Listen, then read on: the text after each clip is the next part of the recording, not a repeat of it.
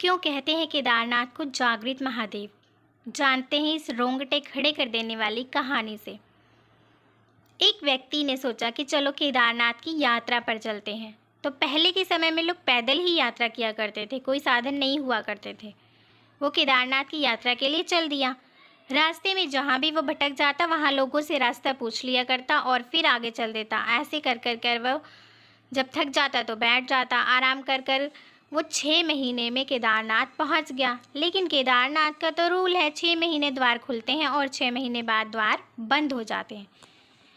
जैसे ही वो केदारनाथ पहुंचा, केदारनाथ के द्वार बंद हो चुके थे। पंडित जी ताला ही लगा रहे थे। उसने पंडित जी से बहुत विनती की कि मुझे दर्शन कर लेने दीजिए, मैं बहुत लंबी यात्रा कर कर आ रहा हूँ, प्लीज़ मेरी विनती सुन लो, मुझे दर्शन कर लेने दो वरना मेरी यात्रा विफल हो जाएगी।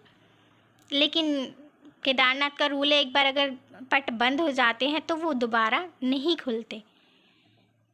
पंडित जी या उनके साथ जो भक्तजन थे उन्होंने उसकी कोई विनती नहीं सुनी। वो वहाँ पर ताला लगाकर वहाँ से चले गए।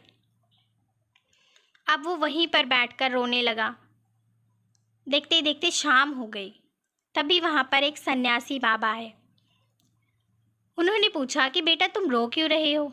तब उसने अपनी पूरी कहानी सुनाई कि मैं इतनी लंबी यात्रा तय कर कर आया हूँ, लेकिन मेरी सारी यात्रा विफल हो गई।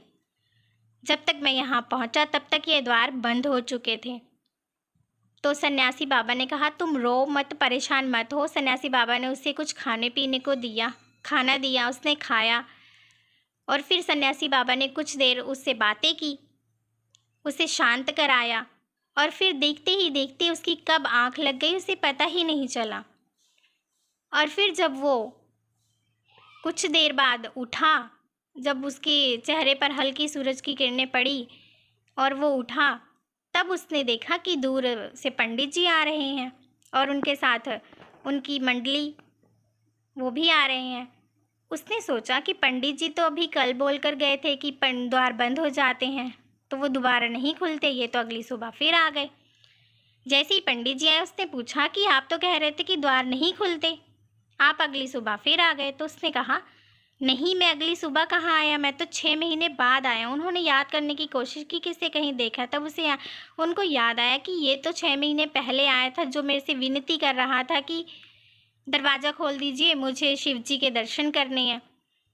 तब उन्हें याद आया तो उन्होंने कहा कि तुम तो 6 महीने पहले थे ना यहाँ पर, 6 महीने तक तुम यहीं पे थे।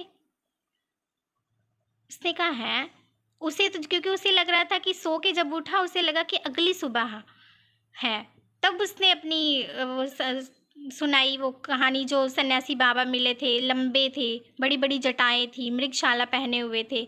जब उसने पंडित जी को बताया तो पंडित जी उसके चरणों में गिर गए कि धन्य हो तुम और धन्य है तुम्हारी भक्ति, तुम्हारी सच्ची भक्ति और भावना देखकर भगवान ने तुम्हें स्वयं आकर दर्शन दिए।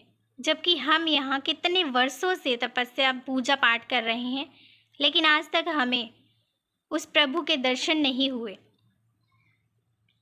वो सब उसके चरणों में गिर गए और माफ़ी मांगने लगे। वो सब समझ गए कि वो शिवजी ही थे जो इसको साक्षात दर्शन देने आए थे। वो सब मान गए कि सच्ची भावना, श्रद्धा, भाव हो तो भगवान कहीं भी और कभी भी दर्शन देते हैं। बस ज़रूरत है तो सच्ची भक्ति भाव की, श्रद्धा की। जय भोलेनाथ।